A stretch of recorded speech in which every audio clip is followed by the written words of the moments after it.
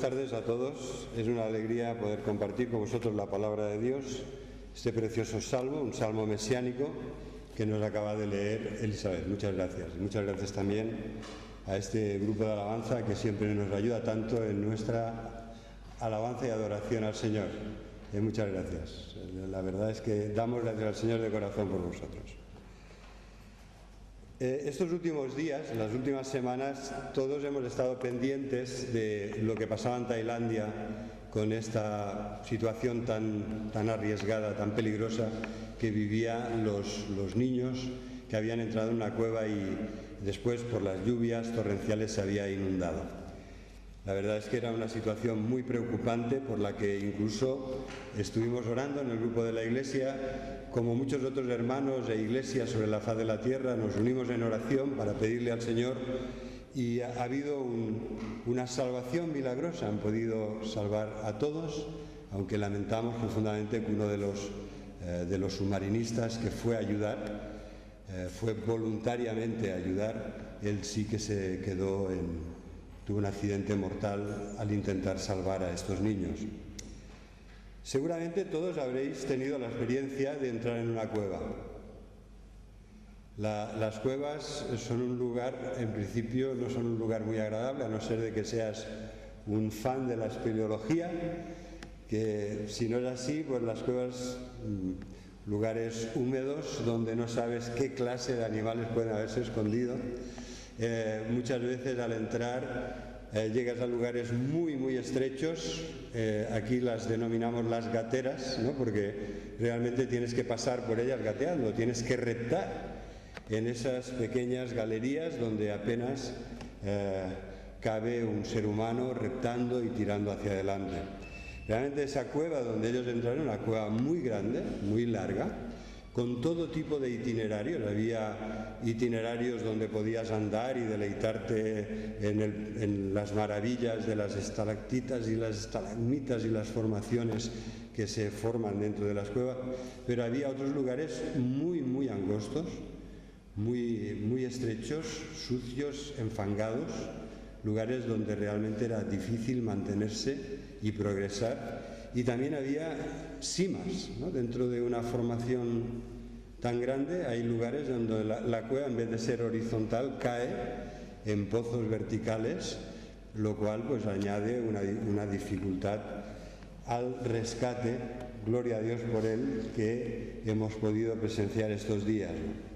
¿Cómo pensáis que estaban los niños y el entrenador cuando empezaron a ver que llegaban allí personas para ayudarles, que estaban arriesgando mucho sus propias vidas para ayudarles? Pues ya sabéis que las bombas que instalaron para drenar todo el sistema acuífero de esa cueva colapsaron pocas horas después del rescate. O sea, realmente trabajaron al máximo, al límite, y cuando acabaron el rescate dejaron de funcionar bien y la cueva volvió a anegarse de agua.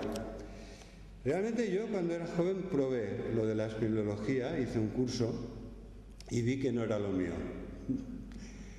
Acabé el curso y me graduaron, pero vi que no era lo mío. Eso de entrar en lugares tan oscuros, con esas situaciones que os he descrito y las estrechuras, desde luego no recomendado, o sea, para alguien que tenga claustrofobia, porque en algunos lugares es que no sabías cómo avanzar, no sabías cómo tenías que colocarte para seguir progresando, y por ese mismo lugar después tenías que salir.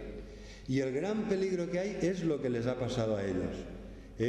Las cuevas normalmente se han formado porque son cursos de aguas subterráneos, y entonces en la época y la región de lluvias es especialmente peligroso que llueva cuando estás dentro, porque se pueden anegar, como ha sucedido, de agua, y entonces ya no se puede salir si no es con equipos especiales de buzo.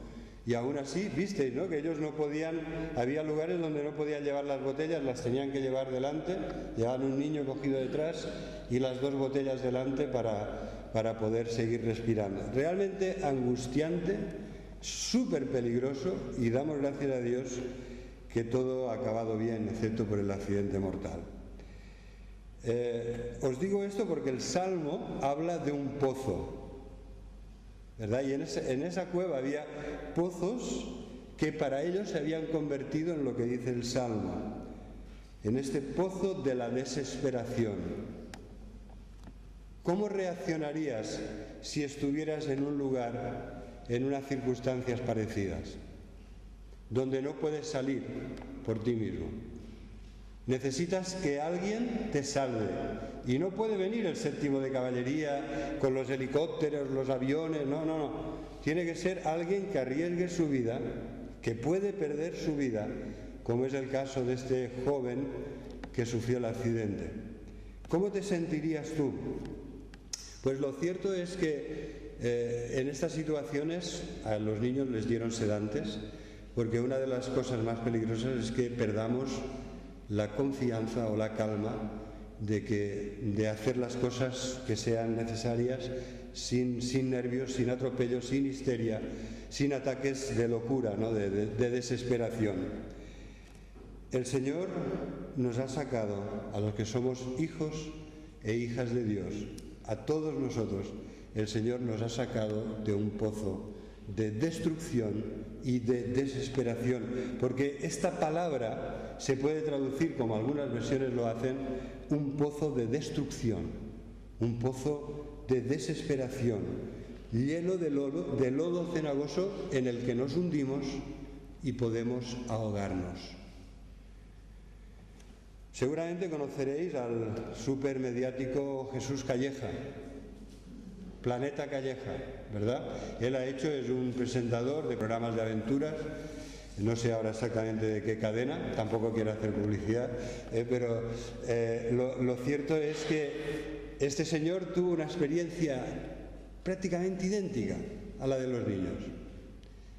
Este señor que ha estado en el Everest, el punto más alto de la Tierra, que ha estado en el Polo Norte, que ha estado en el Polo Sur de la Antártida y que ha bajado a la cima más profunda de la Tierra. Él dice: yo creo que soy el único ser humano que ha estado en los 4 puntos cardinales, lo más alto, el norte, el sur y lo más profundo.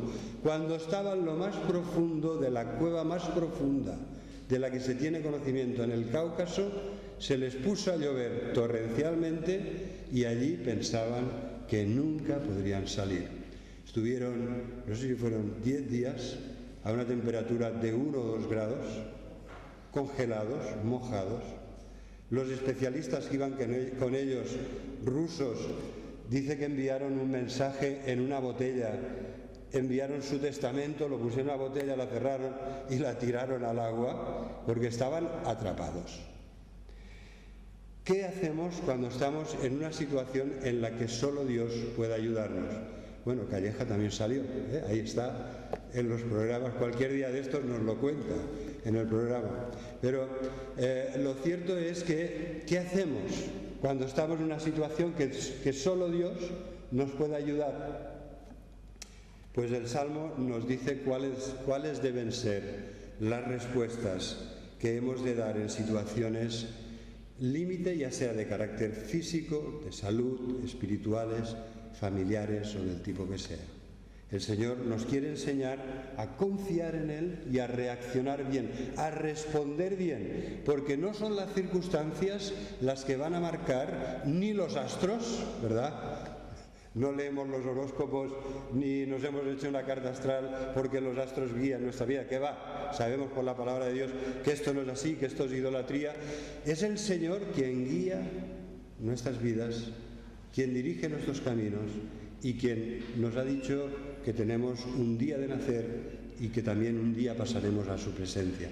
Pero no van a ser las circunstancias las que van a marcar y van a imponer su ley, sino el Señor soberano, el que va a hacer que nuestra vida cumpla el propósito de Dios, a pesar de que estemos en algunos momentos en situaciones muy delicadas.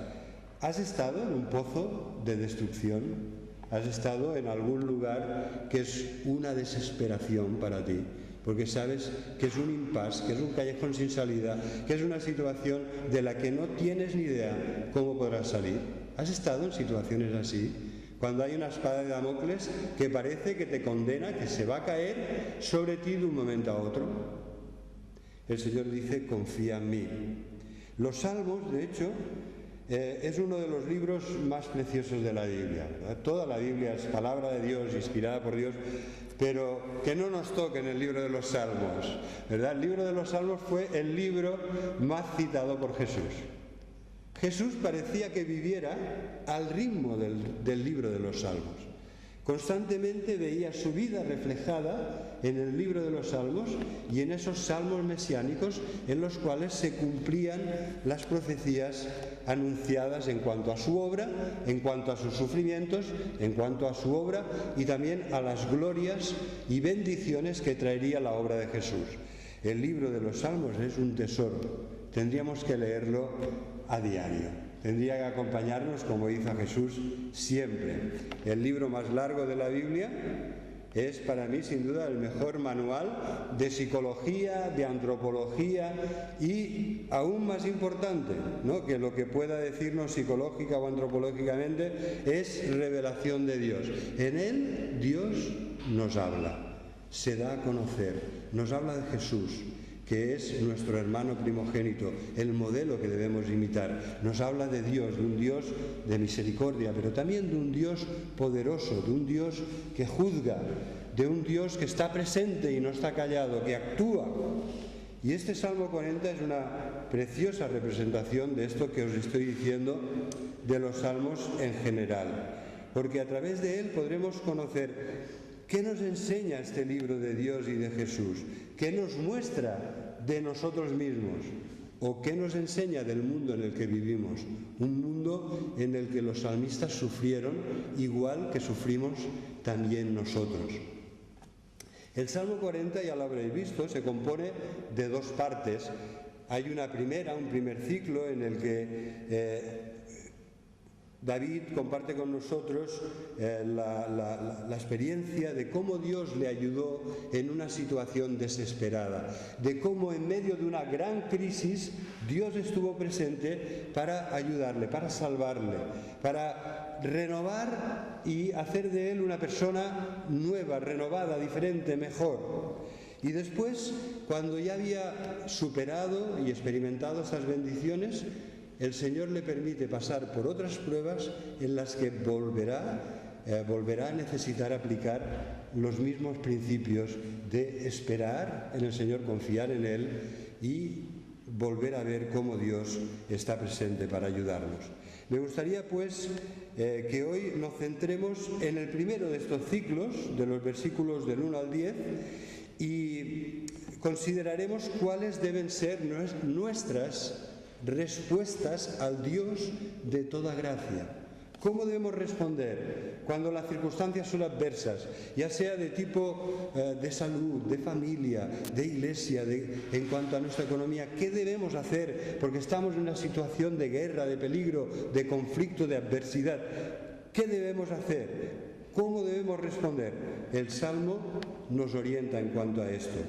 Así que debemos, en primer lugar, reconocer con mucha gratitud todo lo que Dios ha hecho por nosotros, porque sabemos que cuando alguien confía en el Señor y clama a Él, entonces Dios manifiesta en su vida, en nuestras vidas, su poder y su misericordia para salvarnos y ayudarnos, sean cuales sean tus circunstancias, ¿verdad? Porque para Dios no hay nada imposible. Cuando pedimos ayuda a otros seres humanos están limitados como nosotros mismos estamos limitados. Pero es que estamos hablando de Dios. Dios no está limitado. Sean cuales sean tus circunstancias, tus dificultades, Dios te puede y quiere ayudarte. La primera de las respuestas que debemos dar al Dios de toda gracia es orar y esperar en Él. ¿Alguien puede leer, por favor, los 3 primeros versículos del Salmo 40? Gracias. Efectivamente, estos primeros 3 versículos nos dan la clave de la primera respuesta a Dios. Cuando estamos pasándolo mal, cuando estamos delante de grandes retos y desafíos, pero también cuando estamos en una situación realmente crítica, del tipo que sea, insisto en esto, del tipo que sea, Dios no está limitado. Él controla todas nuestras circunstancias y controla toda nuestra capacidad de responder ante circunstancias y problemas difíciles, ante peligros, ante la enfermedad. El Señor está ahí presente y Él lo primero que nos recomienda constantemente en el libro de los Salmos, vemos que nos recomienda ora, ¿verdad? No hagas caso si alguien te dice no, porque tú eres protestante, entonces lo primero que debes hacer cuando algo va mal es protestar. No, el Señor dice ora, ora a mí, clama a mí y yo te responderé. Lo vemos constantemente en el libro de los Salmos. Un salmo precioso que insiste en ello es el 5, cuando el salmista, de nuevo es un salmo de David, dice: escucha, oh Señor, mis palabras, considera mi gemir, está atento a la voz de mi clamor, Rey mío y Dios mío, porque a ti oraré. Sí, Señor, de mañana oirás mi voz, de mañana me presentaré delante de ti y esperaré. Problemas, oración. Dificultades, más oración. Trabajos, retos y complicaciones, oremos como Lutero. Voy a orar un poco más, ¿verdad? Nuestro tic a veces es lo contrario. Estoy tan liado, tengo la vida tan complicada, ¿de dónde voy a sacar tiempo? Pues hoy no oro, salgo con el café zumbando, ¿verdad? A resolver cosas y problemas y trabajo y a veces, perdonadme la expresión, podemos encontrarnos como un cagallón en una acequia, ¿verdad? ¿Sabéis lo que es, no? Esas cositas negras pequeñas de las cabras o de los conejos, cuando hay un curso de agua rápido, tú lo tiras, tú ves que... No, a veces parecemos que vamos dando tubo, ¿verdad? Nos lleva la corriente, vamos dando los golpes, intentamos reaccionar bien, intentamos caer de pie, intentamos no hacernos daño, pero, hermanos, estamos en manos del Dios soberano que controla nuestras vidas. Debemos vivir en paz, con la paz del Señor, buscando su ayuda y su bendición, buscando las fuerzas que solo Él nos puede dar, buscando esa paz que sobrepasa todo entendimiento, que solo es para aquellos que oran al Señor, ¿verdad? Lo dice muy claro el apóstol Pablo cuando escribe a los hermanos de Filipos, en Filipenses 4, es uno de los versículos más claros que contiene esta enseñanza, aunque aparece en muchos otros lugares de la Biblia. Y lo que nos dice Pablo es, por nada estéis afanosos, ¿verdad? Qué fácil es afanarse, qué fácil es preocuparse y angustiarse y dejarse llevar, porque el afán es que ya no te controla el Señor, ni su espíritu, ni te guía su palabra, sino que es tu angustia, tu afán, tu preocupación, tus ambiciones las que te llevan como ese cagallón por una acequia alborotada, ¿verdad? No puede ser así, por nada estéis afanosos. Filipenses 4:6, si nos sean conocidas vuestras peticiones delante de Dios en toda oración y ruego, ¿verdad? Orad, pedid, orad y rogad. Dad gracias a Dios en toda oración y ruego con acción de gracias. Y la paz de Dios, que sobrepasa todo entendimiento, guardará vuestros corazones y vuestros pensamientos en Cristo Jesús. Esta es la voluntad de Dios, hermanos. No, la buena reacción, la buena respuesta no es protestar, quejarnos, estar malhumorados, aumentar el ritmo de nuestra actividad con un estrés que destroza nuestra vida. La buena reacción es orar, confiar y esperar en el Señor. Al creyente las dificultades nos deben llevar a Dios, no a lo demás, ¿verdad? No nos deben llevar a un callejón sin salida, no nos deben llevar a la queja y el quejido y el lamento, nos deben llevar realmente a orar y confiar en el Señor, buscando su ayuda. Clamamos al Señor, elevamos nuestras peticiones, derramamos el corazón ante el trono de gracia. Me gustaría dejarte dos promesas. Ya habéis visto que hay una impagable, ¿no?, que es esta de Filipenses 4:6. Vamos a añadir dos más. La paz de Dios es el regalo de Dios a los que oran de corazón, a los que reaccionan bien y responden bien, orando. Y las otras dos nos acaban de dejar preciosas promesas para nuestra vida de oración.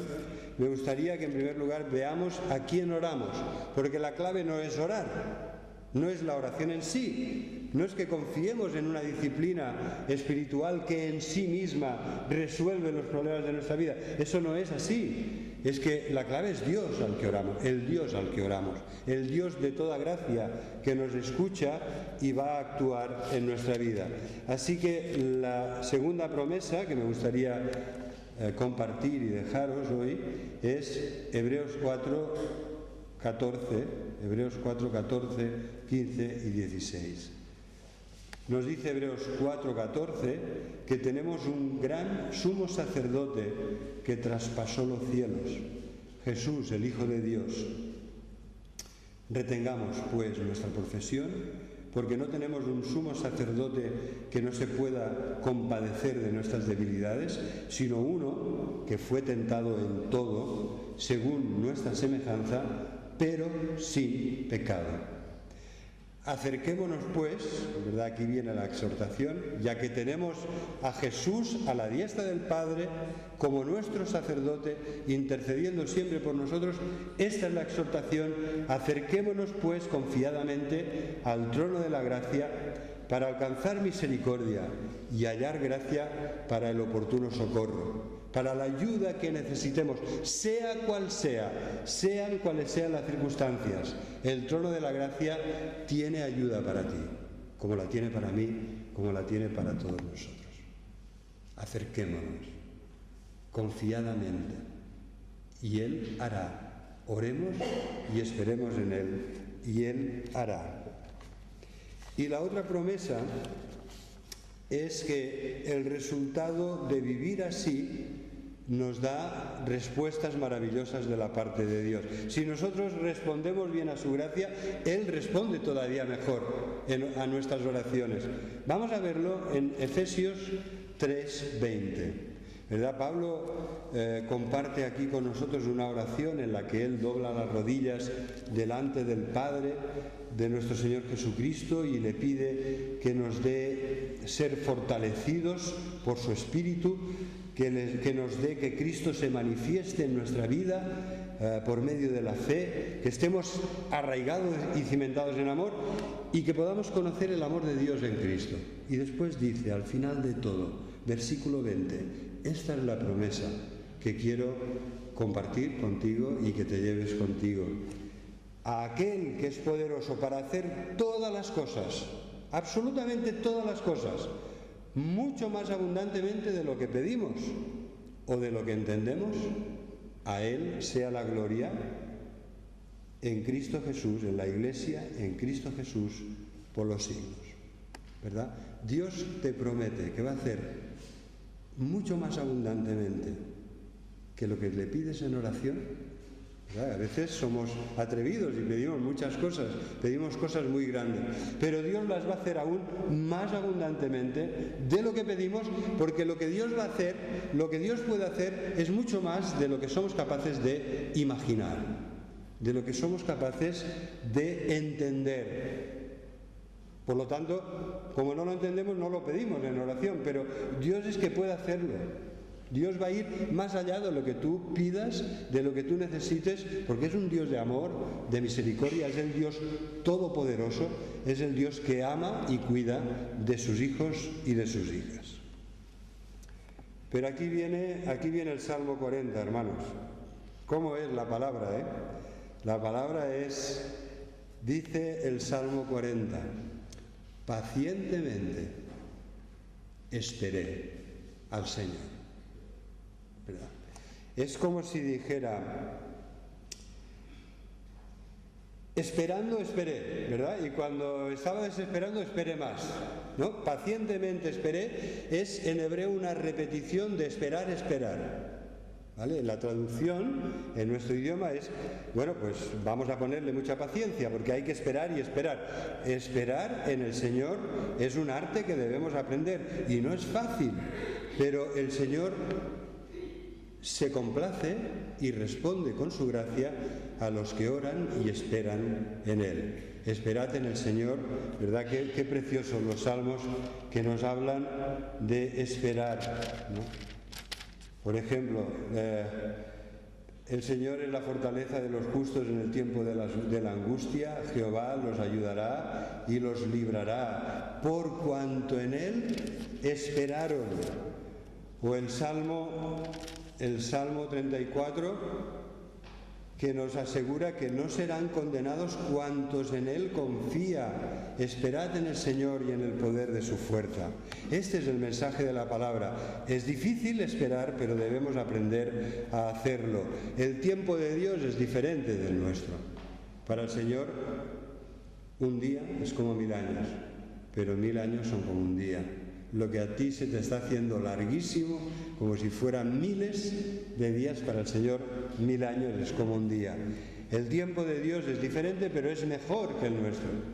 Y hemos de aprender paciencia, hermanos. Y la paciencia, el Señor, sobre todo, nos ayuda mucho a aprender paciencia. ¿Sabéis cómo?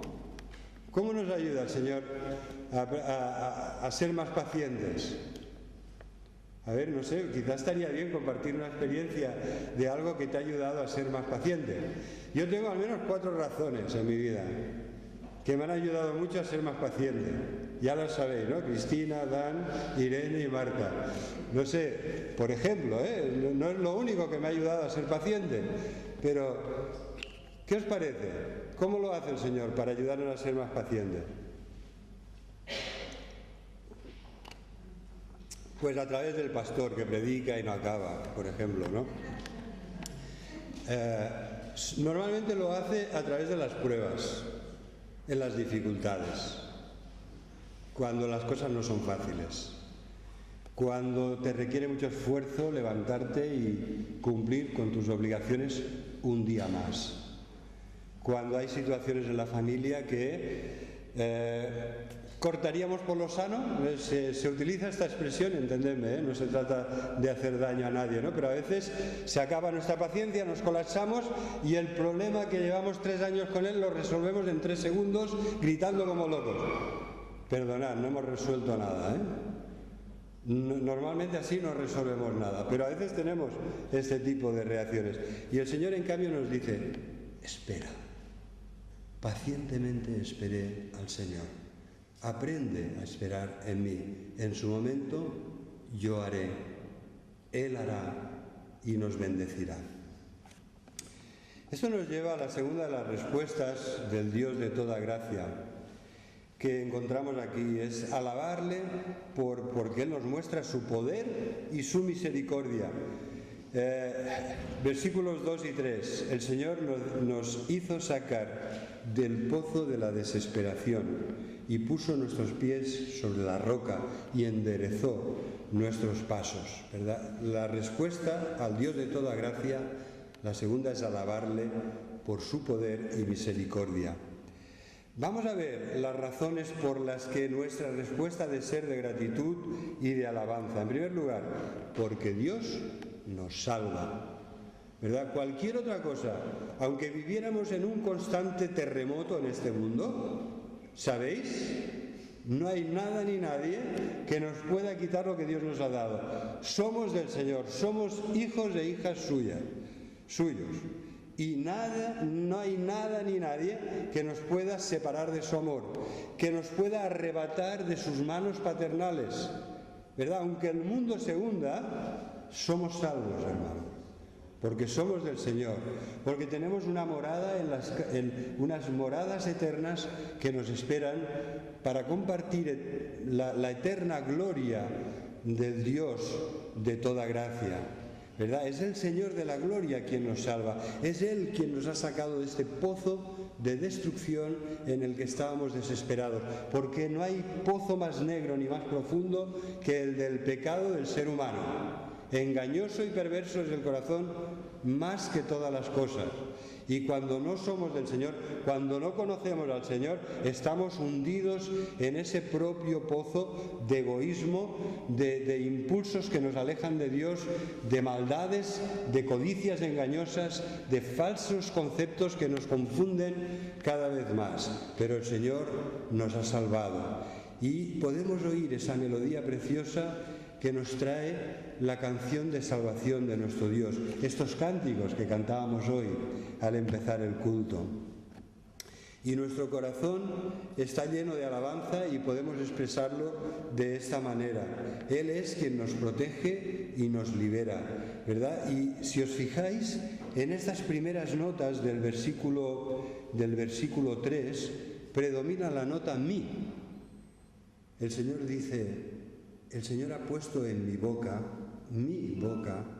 es muy personal esto, el Señor ha puesto en mi boca un cántico nuevo de alabanza a nuestro Dios, ¿verdad? Porque es maravilloso el Dios que oye nuestras oraciones, se inclina para ayudarnos y además después nos rescata con gran poder y gloria de esa situación en la que no teníamos esperanza alguna de poder salir por nosotros mismos.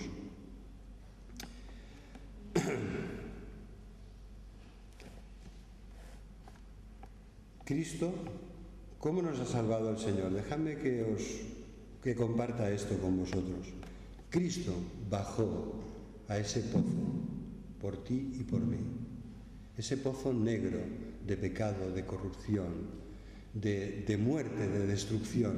Jesús bajó ahí, a lo más profundo de ese pozo donde estabas atrapado y condenado para salvarte.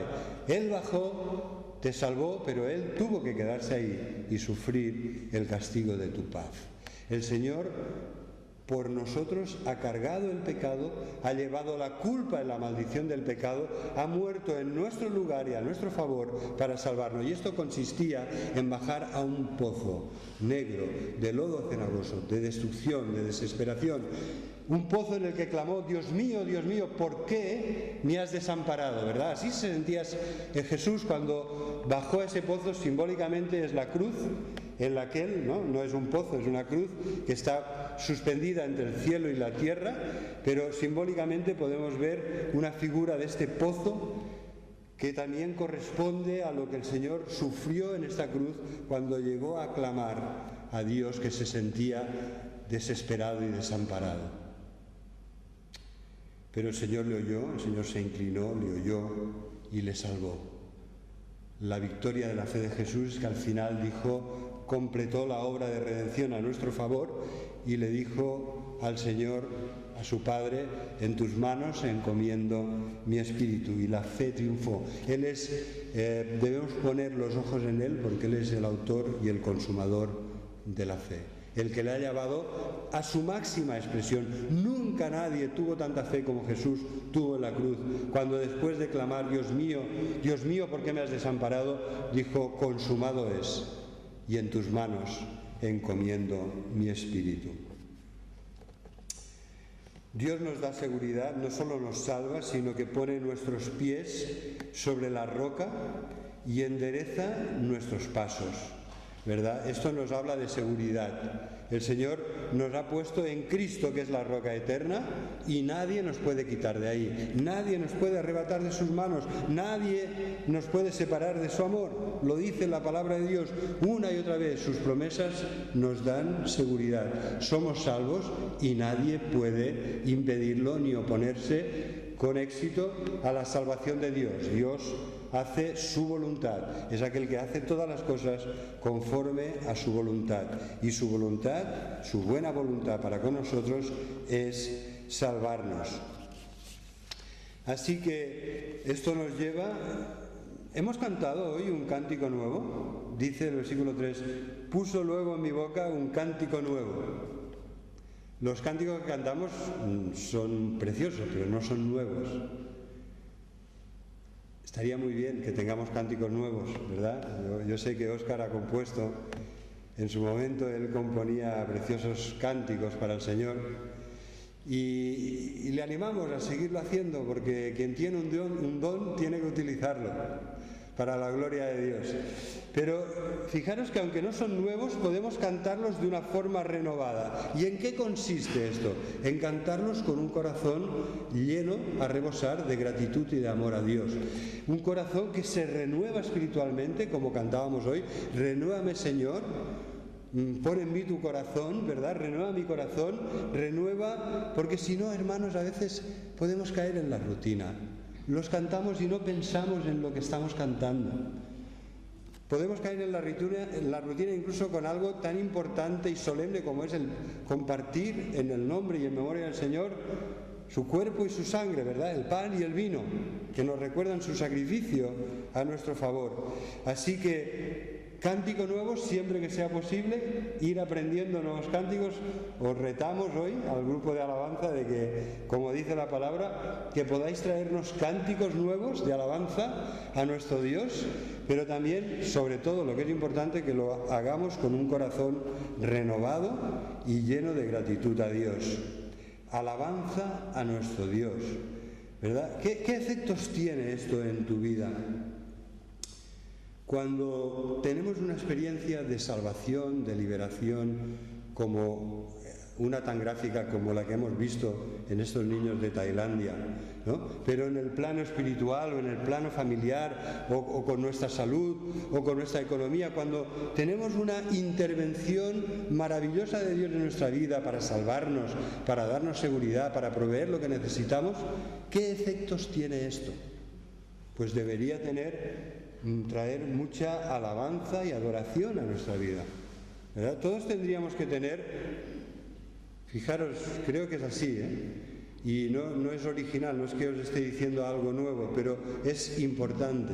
Todos tendríamos que tener unos cuantos momentos claves de nuestra vida en los que la intervención de Dios ha sido tan grande y tan maravillosa que no deberíamos olvidarlos nunca.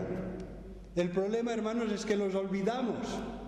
El problema es que han pasado tantos años que ya no te acuerdas, que ya no le das gracias por aquello que Dios hizo en tu vida. Pero está ahí, Dios lo hizo, Dios te sanó, Dios te ayudó, Dios te proveyó, Dios te ayudó en ese problema que tenías tan grave con otras personas o con tu familia. ¿Por qué lo olvidamos, hermanos? Recordemos con mucha gratitud que Dios está presente en nuestra vida desde hace mucho tiempo y que hasta aquí nos ayudó. Y cuando esto es así, nos dice el Salmo que verán esto muchos y temerán y confiarán en el Señor. Mirad, si yo lo entiendo bien, la mejor campaña de evangelización que podemos hacer son vidas en las cuales hay alabanza, acciones de gracias, adoración sincera, porque Dios interviene en nuestras vidas. Cuando Dios está ahí muy presente en nuestras vidas y nosotros le correspondemos, ¿verdad? Respondemos correctamente en alabanza y gratitud, esto lo ven otros y temerán y confiarán en el Señor. Esta es la mejor evangelización que hay. Verán esto muchos y temerán, temor de Dios, principio de la sabiduría, y confiarán en Jehová, que es la única actitud posible para ser salvo. Y es la única actitud posible para los que somos salvos. Confiar más y más en el Señor. Así que nos quedamos con este gran ejemplo de Jesucristo en el Salmo 40, que dice, porque además de responder en oración y esperando al Señor, además de responder en alabanza y adoración, debemos también responder en obediencia. Dice el Salmo, sacrificio y ofrenda no te agrada, pero has abierto mis oídos. Holocausto y expiación no has demandado, pero entonces dije, he aquí que vengo, en el rollo del libro está escrito de mí. El hacer tu voluntad, Dios mío, me ha agradado y tu ley está en medio de tu corazón. Este es un salmo mesiánico y me gustaría concluir la predicación de hoy con este llamado a vivir confiando y esperando, pero también obedeciendo a nuestro Dios. Una obediencia sincera, una obediencia profunda, no una obediencia porque me ven, porque debo mantener unas apariencias, no, un obedecer a Dios de corazón cuando me ven y cuando no me ven, porque Él siempre me ve, ¿o no? Él siempre nos ve. Por lo tanto, dice la palabra de Dios que esta frase mesiánica, ¿no? Porque es un salmo mesiánico, esta frase del Salmo 40 la encontramos en Hebreos 10, y esta es la explicación que nos da el autor de Hebreos de lo que significan las palabras del Salmo 40.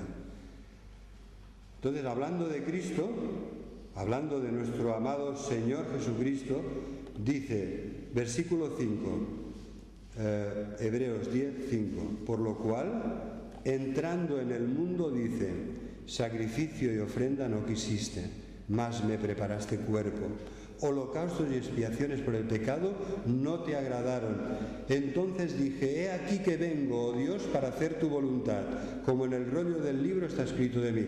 Y diciendo primero, sacrificio y ofrenda y holocaustos y expiaciones por el pecado no quisiste ni te agradaron, cosas las cuales se ofrecen según la ley, y diciendo luego, he aquí que vengo, oh Dios, para hacer tu voluntad, quítalo primero para establecer esto último. ¿Vale? Lo que está diciendo es que el Señor Jesús sabía que no era suficiente con los sacrificios de animales que practicaban en el Antiguo Testamento, que esos sacrificios de animales, esos holocaustos, esas ofrendas, eran un símbolo de la ofrenda y el sacrificio perfecto que Él iba a realizar como víctima y como sumo sacerdote a la vez, y que iba a entrar en el verdadero santuario celestial con la sangre del pacto eterno por el Espíritu de Dios, y que iba a ofrecer a Dios un sacrificio perfecto, definitivo, completo, irrepetible. Esto es lo que el Señor ha hecho por nosotros. Dice el autor de Hebreos 10:10, en esa voluntad de Jesús, que dice, he aquí que vengo para hacer tu voluntad, en esa voluntad somos santificados mediante la ofrenda del cuerpo de Jesucristo, hecha una vez para siempre.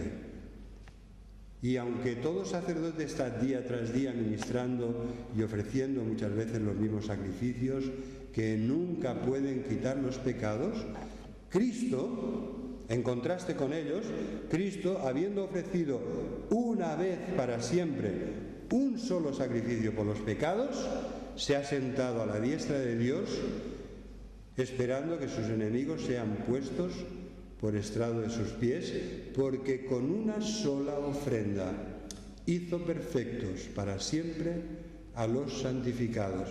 Y esto es lo que nos atestigua el Espíritu Santo cuando dice, este es el pacto que haré con ellos, después de aquellos días, dice el Señor, pondré mis leyes en sus corazones y en sus mentes las escribiré. Y añade, nunca más me acordaré de sus pecados y transgresiones, porque donde hay remisión de pecados ya no hay más ofrenda por el pecado.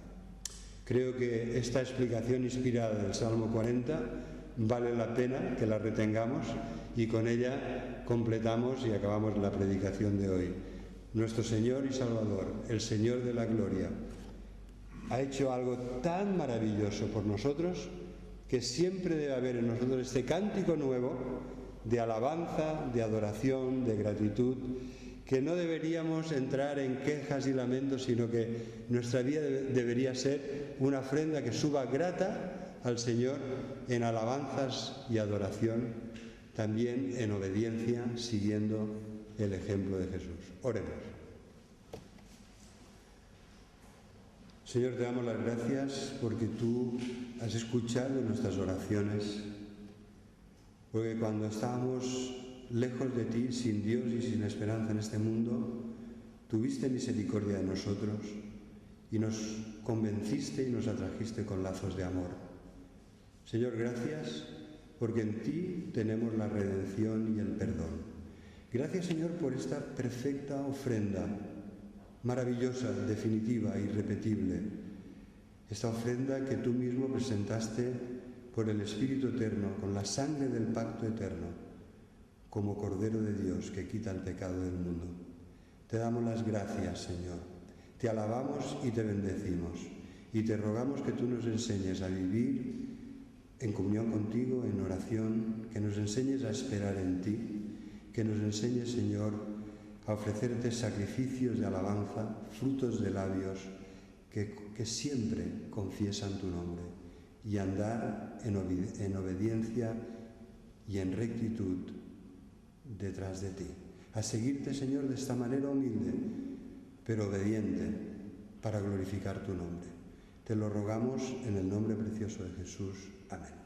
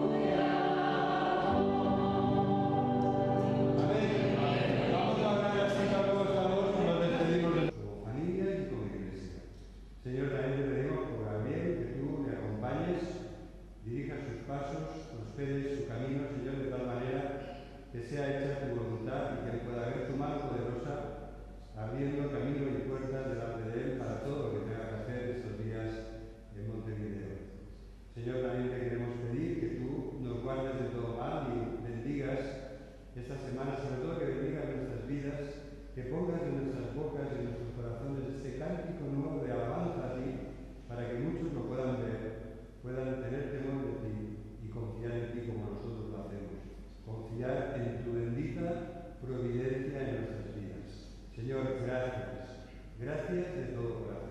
En el nombre de Jesús. Amén. Que el Señor te bendiga y te guarde y guíe tus pasos en sus caminos. Amén.